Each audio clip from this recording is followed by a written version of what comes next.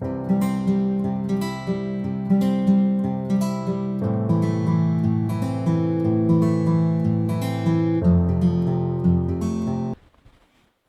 vamos a leer los versículos del 8 al 14. Busquen en sus Biblias Isaías, capítulo 41, del 8 al 14. Y esta tarde vamos a responder la pregunta ¿por qué Jehová dice no temas? Y bajo qué circunstancias, quienes estamos en esa situación de poderle con toda solvencia decir al Señor que estamos esperando su cobertura.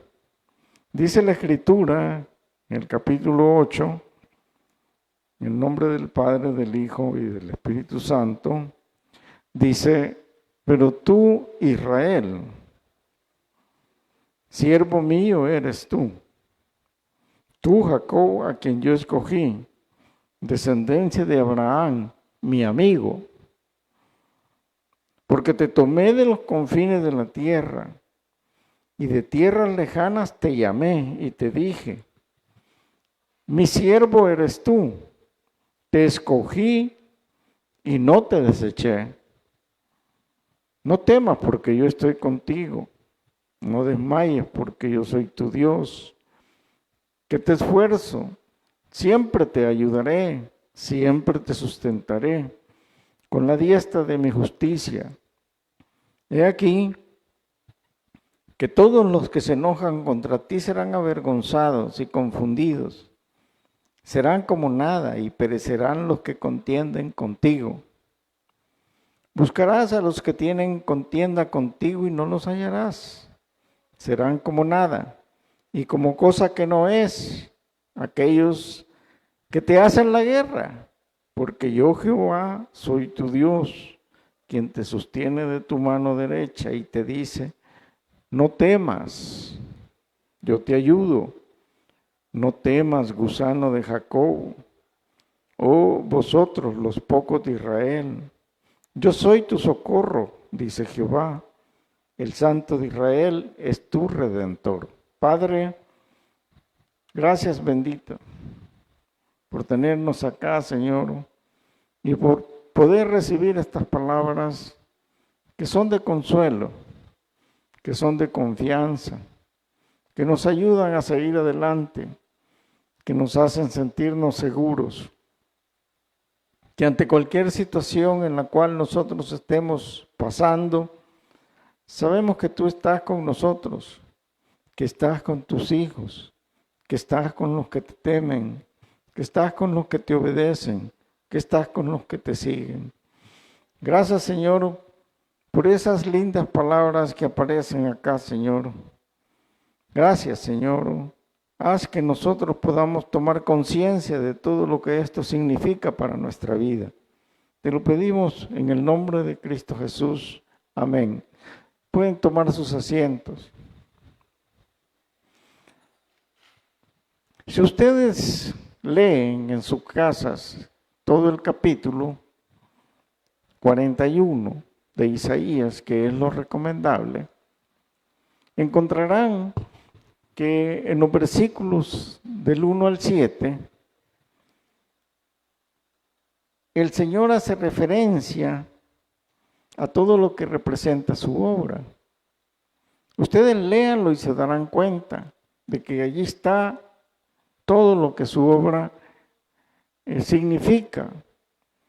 Y la pregunta es, después de leer y confirmar lo que estamos leyendo, ¿quién es el autor de todo lo que existe? ¿Y quién es el que permite que todo suceda?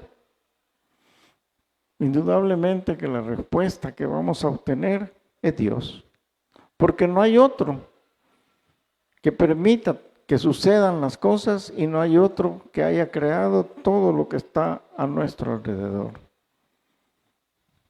Cuando dice en el versículo 1 del capítulo 41, escuchadme, se refiere a que en ningún momento nosotros desviemos nuestra atención hacia la ciencia.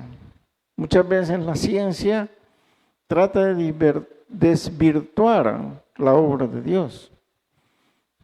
Los científicos gastan millones de dinero, cantidad de horas de investigaciones en las cuales están tratando de determinar cómo es que todo esto se formó. Están tratando de llegar al fondo de las cosas, de llegar más allá del infinito. Cuando el mismo concepto lo determina, infinito es infinito. Y nosotros vemos los cielos en las tomas que puedan hacer fuera de nuestro planeta y vemos la cantidad de estrellas y no le hallamos fin a eso. Y así podemos ver muchas cosas, pero la ciencia está allí tratando de determinar si fue realmente el Big Bang el que creó todo esto, un accidente, lo cual no tiene ningún sentido, pero al leer nosotros Isaías en los primeros versículos del capítulo 41, nosotros podemos llegar a tener una certeza de que perdemos muchas veces el tiempo cuando desviamos nuestra mirada hacia la ciencia, cuando desviamos nuestra mirada a las teorías humanas, cuando desviamos nuestra mirada a una diversidad de creencias. Y entonces desviamos nuestra vista y nuestro pensamiento y nuestro corazón. Y nuestra vista, nuestro pensamiento y nuestro corazón deben estar enfocados en el autor de todo, en el autor de la vida, que es Dios. El versículo 8 que hemos leído hace referencia a su pueblo. Dice el versículo 8, pero tú, Israel, siervo mío eres tú, quien yo escogí de la descendencia de Abraham, mi amigo. Dice que por sobre todas las cosas nos hace ver que el pueblo de Dios somos siervos, que todos los que seamos parte del pueblo de Dios o pretendemos ser parte del pueblo de Dios, en primer lugar, debemos reconocer quién es nuestro Señor. Eso es importante. Y en segundo lugar, estar conscientes de que es a nuestro Señor a quien debemos obedecer y a quien debemos servir. Así de simple. El siguiente detalle es importante. Al referirse a Abraham, en ese versículo, Abraham, mi amigo, es algo bien especial. Es un título que cuando lo leemos, vemos la calidad y el acercamiento que Dios tenía hacia Abraham, la estima que Dios manifiesta para Abraham en esta parte. Pero si nosotros nos vamos a Santiago, en el capítulo 2 del versículo 23, nosotros vamos a hallar esta referencia que también nos confirma lo que está diciendo en esta parte la Escritura. Dice en el capítulo 2, versículo 23 de Santiago, dice, y se cumplió la Escritura, que dice, Abraham creyó a Dios. Mire lo importante de creerle a Dios. Y le fue contado por justicia. Y fue llamado amigo de Dios. Lo dice en el Antiguo Testamento y nos lo confirma en el Nuevo Testamento, que Abraham era amigo de Dios. Vemos que lo principal, que la cualidad principal que distingue a Abraham fue la fe.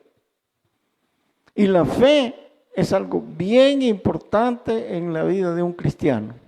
Un cristiano sin fe es un cristiano sin argumentos, es un cristiano que está desprotegido. Sin fe no es posible. Esa fe es la que movió a Abraham de un lugar a un lugar que él no conocía. Hebreos en el capítulo 11, donde están los héroes de la fe, nos detalla y nos da más detalles acerca de este hombre, acerca de Abraham. Y nos dice, por ejemplo, en el capítulo 11 del versículo 8 nos dice, por la fe, Abraham siendo llamado, obedeció para salir al lugar que había de recibir como herencia. Y salió sin saber hacia dónde iba. Imagínense lo interesante, ¿va? Estar en un lugar, en Ur de los Caldeos, estar con su familia, tener allí sus propiedades y todo, y de repente el Señor le dice, ve a un lugar que yo te voy a entregar allí, una herencia, te voy a dar una tierra. Por la fe habitó como extranjero en la tierra prometida, como tierra ajena, morando en tiendas Isaac y Jacob, coherederos de la misma promesa.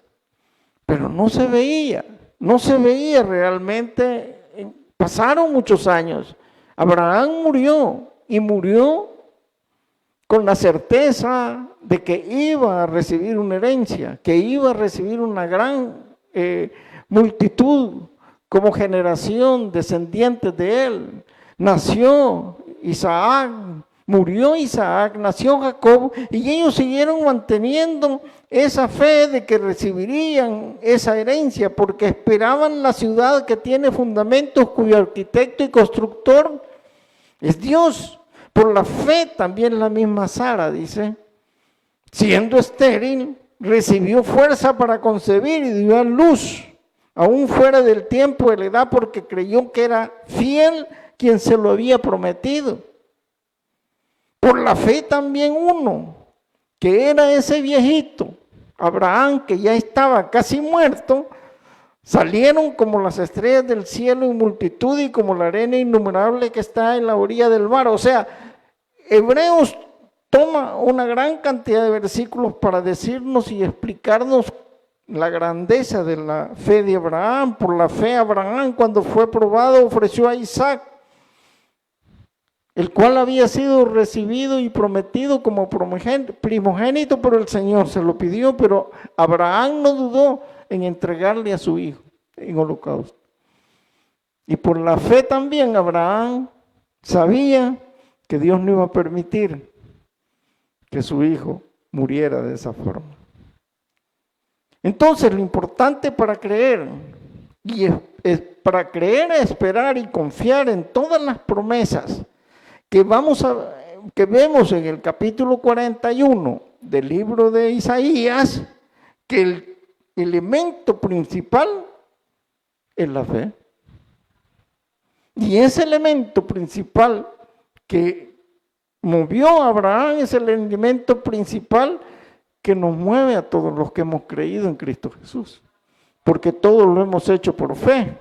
Y es que la fe la define el capítulo 11 en el versículo 1 de Hebreos, cuando dice, es pues la certeza de lo que se espera, la convicción de lo que no se ve. Y luego en el versículo 6 nos amplía esta situación haciéndola más grave todavía, cuando dice, pero sin fe es imposible agradar a Dios, porque es necesario que el que se acerca a Dios crea que le hay y que es galardonador de los que le buscan. La pregunta es, ¿crees? La pregunta es, ¿le has recibido? Y la tercera pregunta es, ¿eres siervo? 3 preguntas fundamentales, porque no basta solo con creer. Porque hasta los demonios creen y tiemblan, pero no se convierten al Señor. ¿Quieres ser amigo de Dios? ¿Quiénes quieren ser amigos de Dios? poquitos, ¿verdad? Los demás no. Está bien que se mantengan allí. No quieren ser amigos de Dios. ¿Quiénes quieren ser amigos de Dios? Ya hay más, ya hay más. Bueno, hay algunos que todavía no quieren. Entonces es necesario tener fe. Entonces es necesario que seamos siervos. Lo voy a ampliar y lo voy a demostrar. Y eso se lo demuestro en Juan, en el capítulo 15, ya en el nuevo pacto. En el capítulo 15 encontramos que nuestro Señor en los versículos 14 y 15 ya nos define de otra manera. Ya nos da otro privilegio. En el 14 dice, vosotros sois mis amigos. Pero hay una condicionante. Vosotros sois mis amigos. ¿Y qué dice después? Si hacéis lo que yo os mando. O sea, si sois obedientes. Así nos lo define. Y en el 15 dice, ya no os llamaré siervos, porque el siervo no sabe lo que hace su señor. Pero os he llamado amigos porque todas las cosas que oí de mi Padre os las he dado a conocer. Él nos da ese inmenso privilegio. ¿A quiénes? A los que hemos creído en Él, a los que tenemos fe, a los que le hemos recibido, a los que somos siervos y le servimos, a quienes demos frutos. A esos es que está llamando amigos. En Isaías 41:9, nosotros encontramos lo siguiente: porque te tomé de los confines de la tierra, hablando de Abraham, y de tierras lejanas te llamé y te dije, mi siervo eres tú, te escogí y no te deseché. Ahora, cuando lo leemos de esta forma, podemos entender este versículo con claridad, el cual tiene varios componentes. El primero es que Abraham fue llamado. Abraham fue llamado, pero tuvo una característica bien importante: obedeció al llamado. Él no sabía hacia dónde iba, él no sabía lo que Dios le estaba prometiendo, no se podía ni imaginar lo que Dios estaba intentando hacer, que era una nación grande y poderosa como lo es Israel, como lo es esa gran familia de Israel, como lo es el pueblo del Israel espiritual. Abraham nunca tuvo la idea, nunca se imaginó. ¿Cómo podía imaginar un humano todo lo que Dios estaba intentando hacer hacia el futuro? Definitivamente que no, ni Isaac, ni Jacob, pero tuvieron fe. Todos somos llamados, pero tenemos una característica bien especial. No todos obedecemos. Oiga bien, todos hemos sido llamados, pero no todos obedecemos. Abraham fue escogido, Abraham fue hecho siervo, y Abraham jamás, lo dice la Escritura, lo dice el versículo 9, jamás te deseché. No importando lo que pasara, no importando las debilidades de Abraham, no importando las regadas que pudiera cometer, no importando los errores que pudieran estar, fue llamado, fue escogido, fue obediente, y por esa razón, por esa fe, no iba a ser jamás desechado. Por eso ahora veamos la relación de Abraham con relación al nuevo pacto, con relación a nosotros. Cuando nos vamos a el Evangelio de Juan, en el capítulo 15, versículo 16, encontramos lo siguiente: ya no os llamaré siervos, nos dijo, ¿va? Y dice en el 16, no me elegisteis vosotros a mí.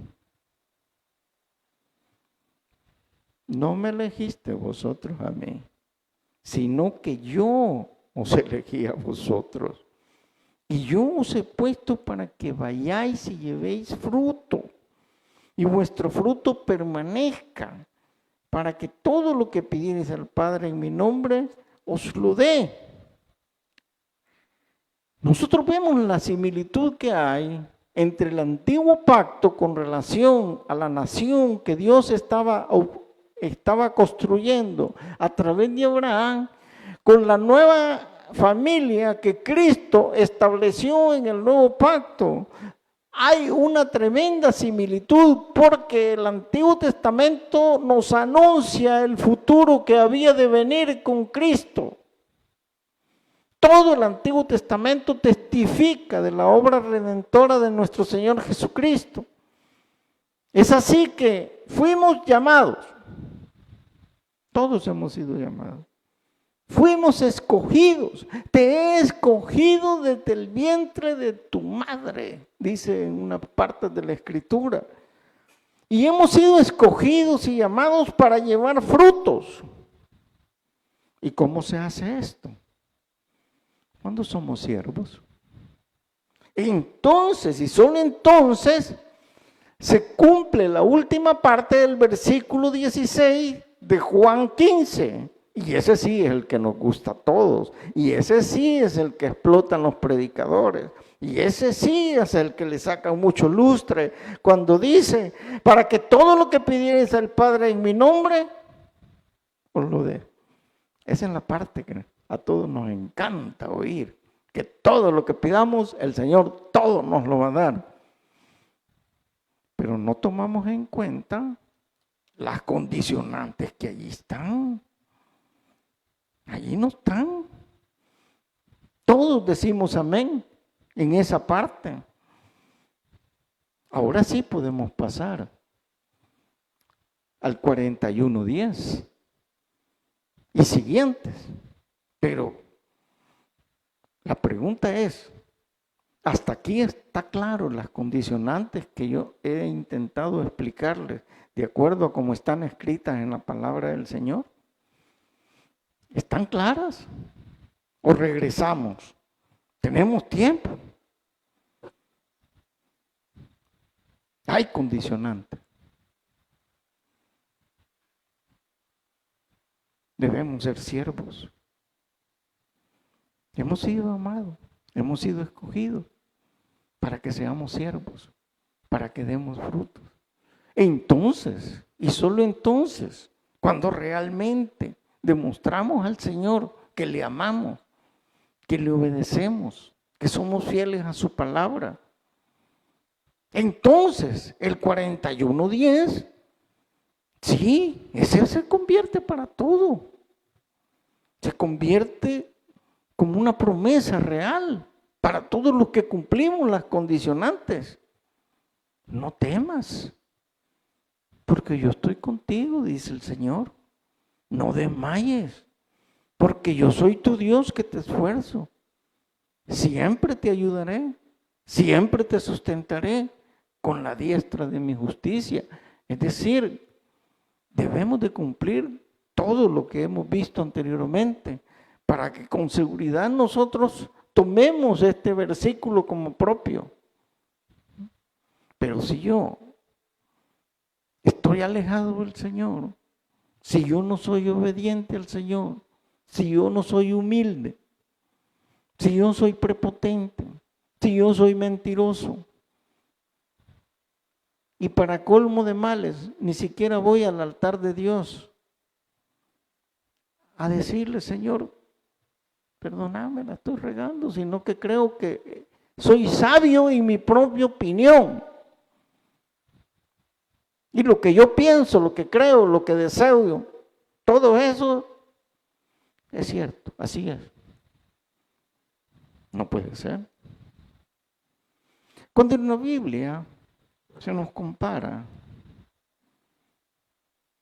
o hay un símil de nosotros como rebaño, que está al cuidado de un pastor,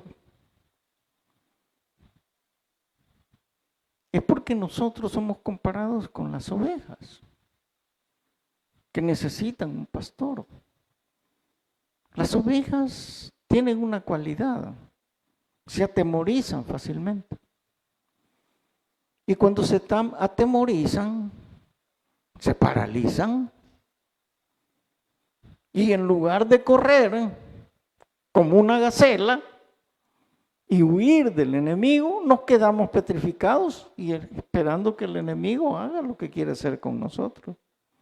No, si el lobo no necesita mucho, solo necesita atemorizarnos para estar allí sin movimiento, la oveja. Las ovejas son tan susceptibles que ante el menor movimiento del agua, si el agua la ven turbia, ya no beben agua. Son susceptibles, bien susceptibles. Y tienen el defecto de que aunque tengan buen pasto, siempre están mirando el pasto del vecino. Y algunas logran salirse del redil. ¿Y sabe qué es lo más triste? Que se salen del redil y se van al pasto del vecino y descubren que el pasto del vecino es artificial. ¿Podrá haber visto tal cosa y qué engaño tan grande el que la oveja tiene? Y quedan desprotegidas sin su pastor. Por eso el Señor hizo escribir a David el Salmo 23, donde dice: Jehová es mi pastor, nada me faltará. En delicados pastos me pastoreará. Muchos se lo saben de memoria, pero lamentablemente los hijos de Dios fácilmente caen en el temor por falta de fe. Fácilmente se desmayan y fácilmente nos desviamos en algunas ocasiones, porque estamos viendo la iglesia del vecino y se nos olvida que el Señor está con nosotros y que nosotros somos los que nos descuidamos. Somos nosotros los que nos apartamos de la sombra del Omnipotente. Y por eso desmayamos.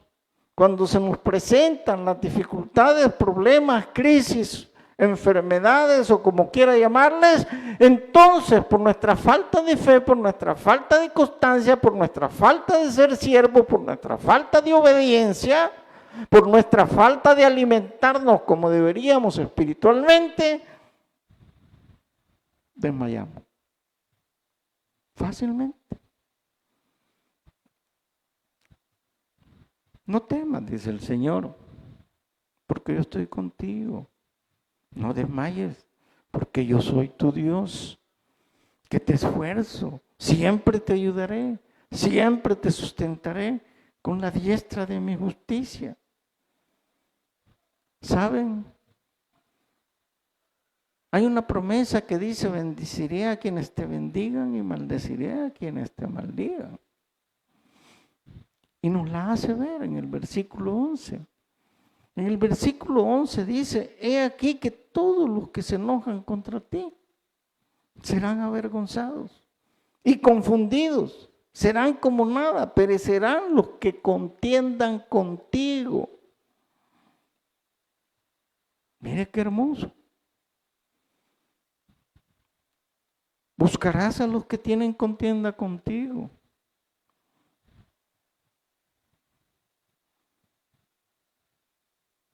Y no los hallarás. Serán como nada y como cosa que no es aquellos que te hacen la guerra. Porque yo soy Jehová tu Dios, quien te sostiene de tu mano derecha y te dice: no temas, yo te ayudo. Mira qué hermoso este pasaje de Isaías. Es un hermoso pasaje. No sé cuántos hemos tenido que pasar por esta situación de dificultades con otras personas. Personas que pretenden hacernos daño, algunos de palabra y otros de hecho. Algunos de pensamiento también. Lo que pasa es que no pasan a los hechos. Pero sí existen. Hay una gran cantidad de testimonios de hijos de Dios que han pasado por estas circunstancias con este tipo de personas y de manera milagrosa solo el poder de Dios lo ha solucionado. Nosotros teníamos en la oficina uno de los dueños del local, de uno de los locales que era problemático. Increíblemente, un abogado. Él, sus hijos y su familia, todo una prepotencia completa. De manera que no sabemos qué pasó. Tuvieron que abandonar el lugar. Llegó un vigilante, igual con una gran cantidad de atribuciones que no tenía, pero igual se metió en problemas, amenazó a medio mundo. Pero el Señor hizo la obra. También tuvo que desaparecer. Que el Señor así es. Nosotros muchas veces no tenemos que poner nuestras manos ni nuestra boquita. Sí tenemos que orar para que las cosas cambien. Cuando las personas que atentan contra otro, suceden ciertas situaciones que se pueden presentar, ya sea un vecino, ya sea un compañero de trabajo. ¿Saben qué es lo que sucede? Se enferma, o tiene un accidente, o tiene problemas legales. Y el Hijo de Dios en ese momento corre y debe correr a ayudarle. Y esas personas se transforman para Cristo. ¿Por qué? Porque la misma Biblia dice que les harás como ponerles ascua sobre su cabeza. Se avergonzarán de la forma en que se han portado con usted. Pero si usted muestra misericordia, les muestra amor, saben, esos mismos que han estado tratando de hacerle daño, pueden convertirse y venir a los pies del Señor. Se convierten en una tremenda oportunidad. Conozco la secretaria de un juzgado, fue acusada falsamente por el juez, la acusó falsamente a tal forma que giraron orden de captura por unas armas. La mujercita tuvo que esconderse por un tiempo, pero media vez este caso entró a la presencia del Señor en oración. Media vez ella y el esposo rindieron su corazón al Señor, se entregaron a Él, se mostraron como siervos, empezaron a dar fruto. El proceso judicial que estaba totalmente amañado en cualquier lugar de donde se presentara, increíblemente los actores que estaban moviendo este juez fueron siendo removidos uno a uno. Y si no eran removidos, el caso era cambiado de un juzgado a otro. Tú me debes de entender lo que estoy diciendo fácilmente. Y esta mujercita fue liberada. Y cosas que suceden, este juez tuvo que huir después porque aparecieron a raíz de ese caso y otras que se descubrieron el tipo de persona que era. Es que de eso está hablando la palabra del Señor. De eso nos está diciendo este versículo. Jefes que son acosadores de hijas de Dios, pues también el Señor hace el cambio. Y nosotros no sabemos ni por qué.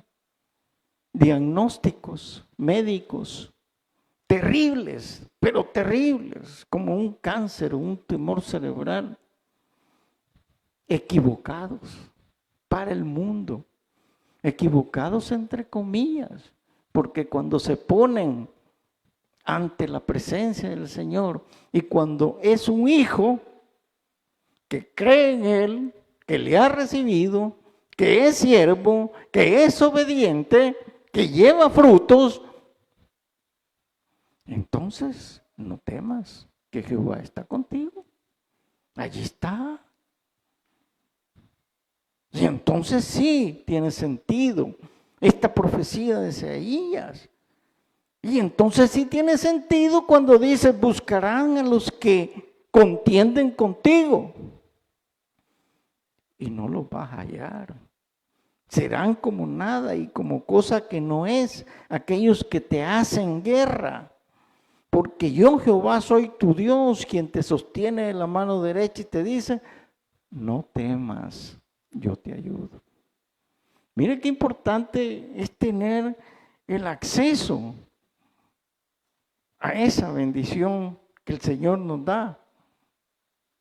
Mire qué importante. Había alguien que le dieron el diagnóstico de que estaba mal de insuficiencia renal. Y llamaron a la señora. Y le dijo el médico, quédate aquí, voy a hablar con su esposa.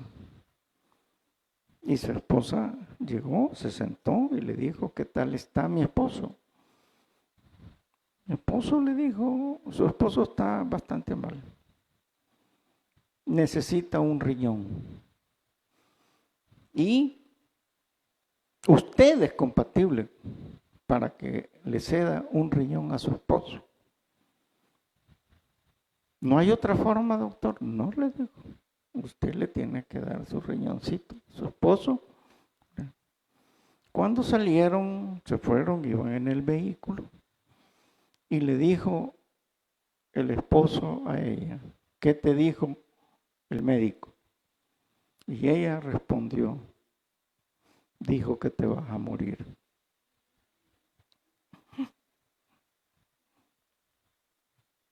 Eso no sucede en los hijos del Señor. Los hijos de Dios las cosas son diferentes. Amén, hermanas. ¿Le van a dar el riñón a su esposo? Amén, hermanos. ¿Le darían el riñón a su esposo para que siga viviendo? No, este viejo no, mucho me molesta. Pero el Señor es grande y maravilloso. Mire, hay un versículo que es el 14 y me llamó mucho la atención. No temas, dice la Escritura, gusano de Jacob. Cuando lo leemos de esa manera, nosotros muchas veces no entendemos la forma en que se escribe en estos tiempos y de qué forma está la Escritura. Y cuando habla y le dice, no temas, gusano de Jacob, en ningún momento es de manera despectiva. Lo que sí es cierto es que debemos de considerar que es un gusano.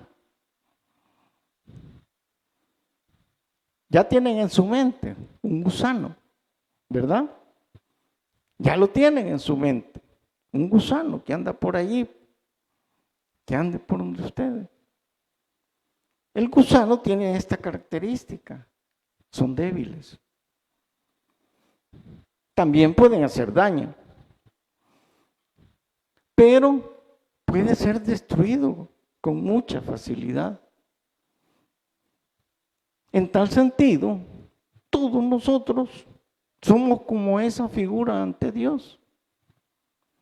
Débiles y vulnerables, que también podemos hacer daño a los otros, a nuestro prójimo. ¿Eso a qué nos lleva? A que si somos débiles y vulnerables, ya tienen la idea del gusano. Ustedes saben, irregularmente, un gusano y lo patean y lo deshacen. Si somos débiles y vulnerables, nosotros tenemos que ser humildes ante Dios, hermanos. Porque ante una amenaza que se nos presente, por algo o alguien que pretenda aplastarnos o despedazarnos,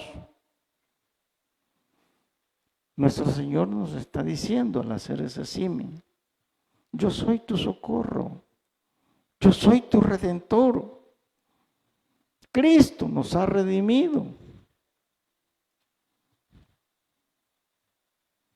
Ahora sí cobran sentido los versículos del 17 al 20.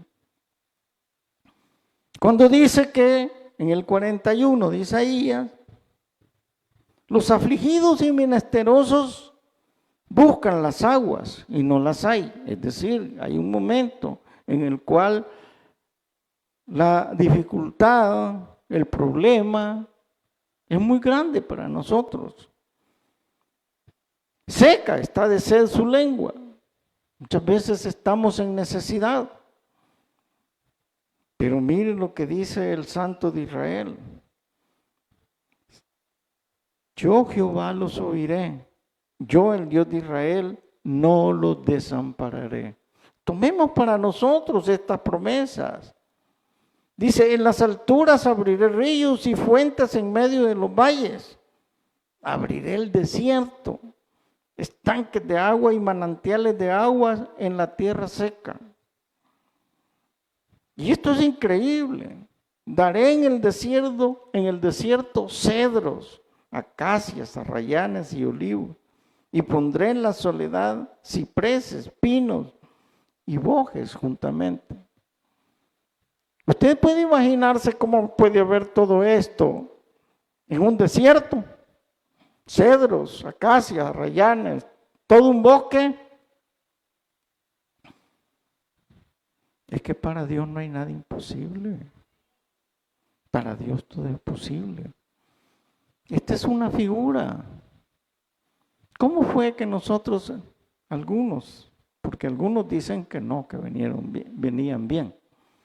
¿Cómo fue que nosotros, algunos de los que veníamos en dificultad, que no nos salía nada, que estábamos ya desahuciados, que las personas no daban ni 5 por nosotros, que prácticamente estábamos en un desierto, ya sin nada?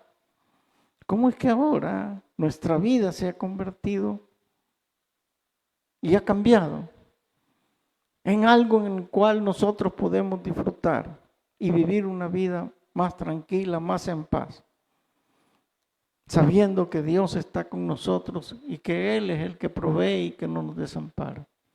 A eso se refiere la Escritura. Cuando dice de que pasemos de un desierto, pasamos a tener un bosque donde hay muchas cosas, donde dejamos de la calamidad atrás, donde dejamos vivir sin esperanza para vivir con mucha esperanza. De eso está hablando la palabra. Sí tiene sentido para que vean y conozcan y adviertan y entiendan todos los que la mano de Jehová hace esto y que el Santo de Israel lo creó. Pero recordemos, entonces, ¿por qué dice Jehová no temas?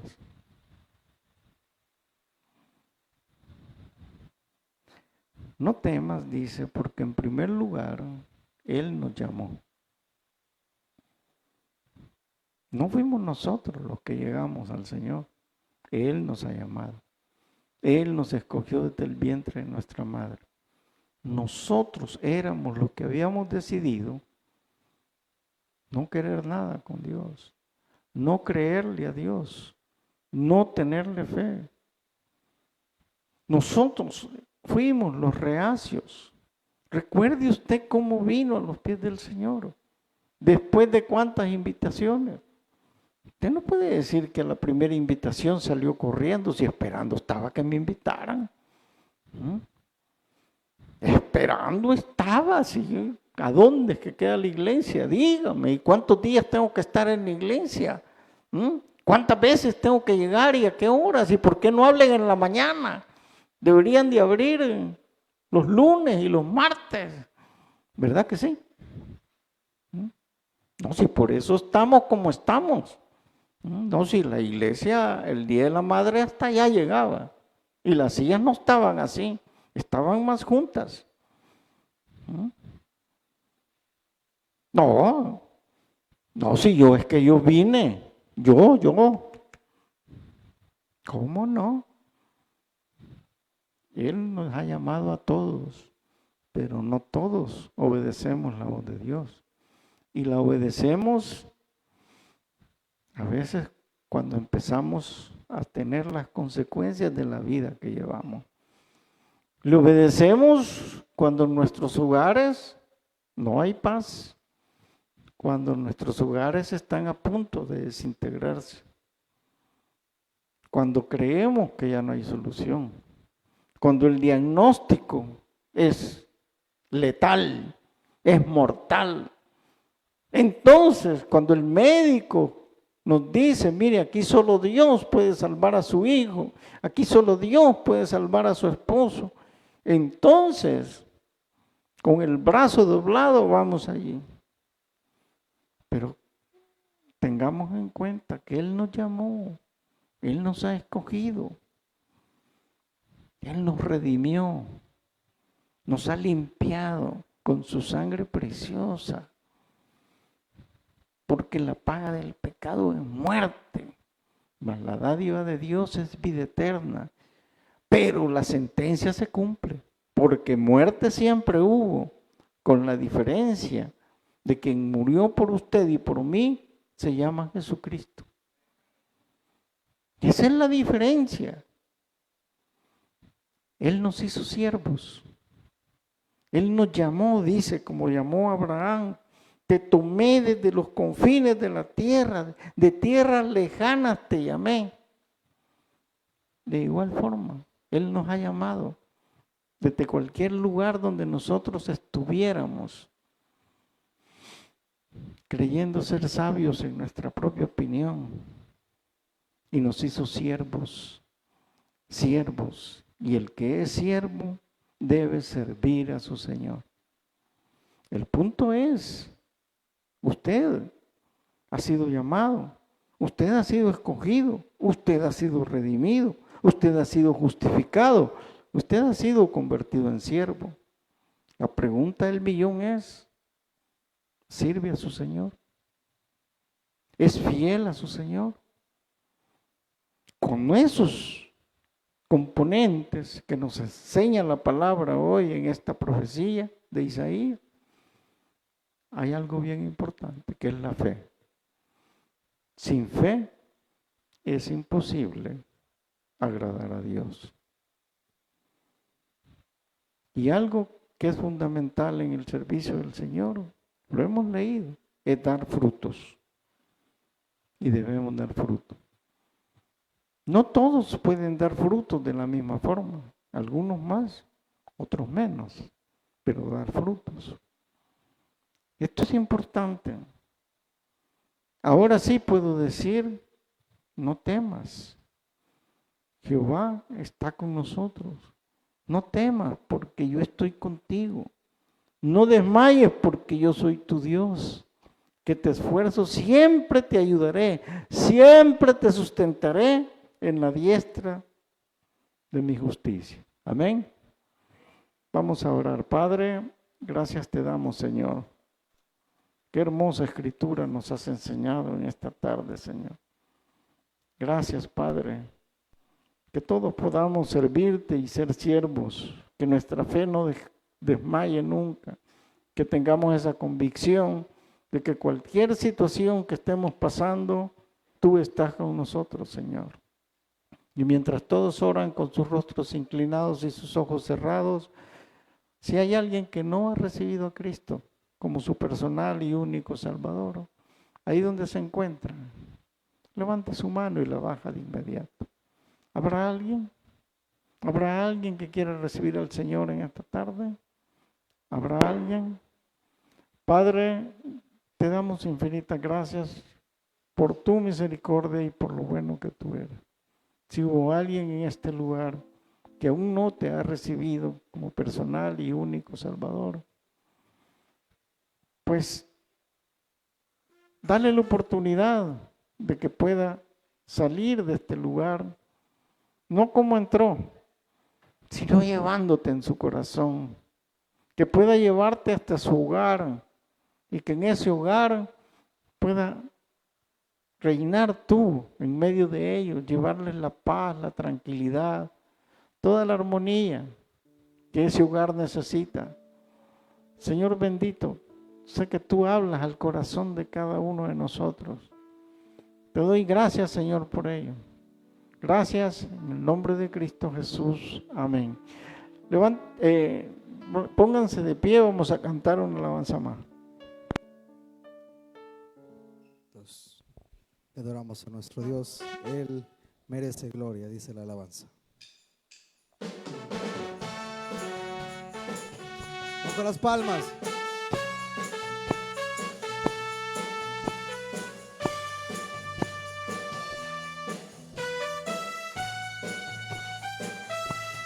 Tú mereces gloria y honra.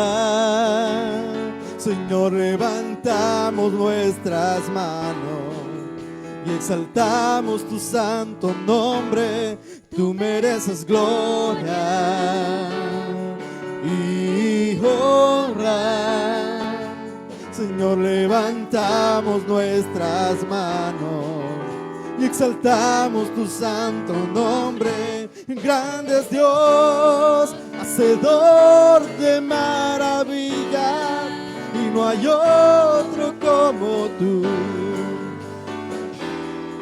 No hay otro como tú. Grande es Dios, hacedor de maravillas, y no hay otro como tú. No hay otro como tú.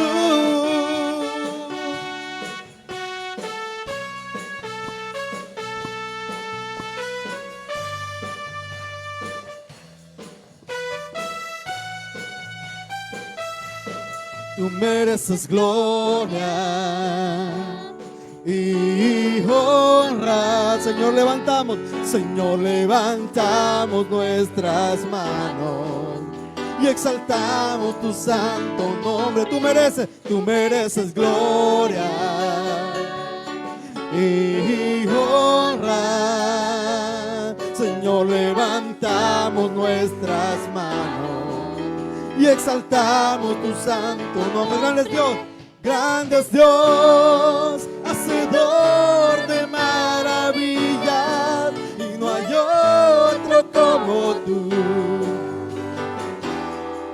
No hay otro como tú.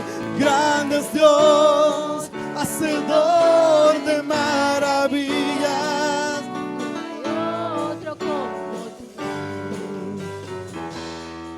No hay otro como tú.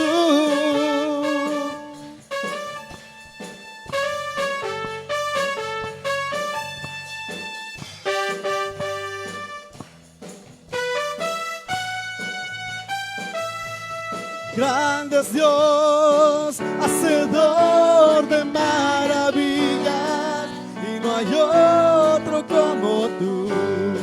No hay otro como tú. Grande es Dios, hacedor de maravillas, y no hay otro como tú. No hay otro como tú. No hay otro como tú.